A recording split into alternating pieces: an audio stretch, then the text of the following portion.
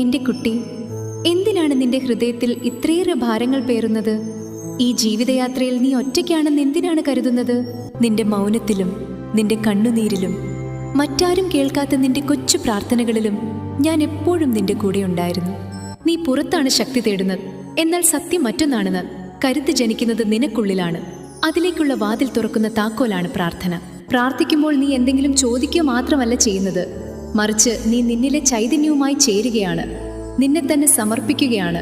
നീ യഥാർത്ഥത്തിൽ ആരാണെന്ന് സ്വയം തിരിച്ചറിയുകയാണ്. പ്രാർത്ഥന എന്നത് വെറും വാക്കുകളല്ല, അത് നിന്റെ മനസ്സിന്റെ നിശ്ചലതയാണ്, നിന്റെ ശ്വാസത്തിലുള്ള വിശ്വാസമാണ്, ഇരുട്ടിലും തെളിയുന്ന ആ ദൈവികമായ ക്രമത്തിലുള്ള നിന്റെ ഉറപ്പാണ്.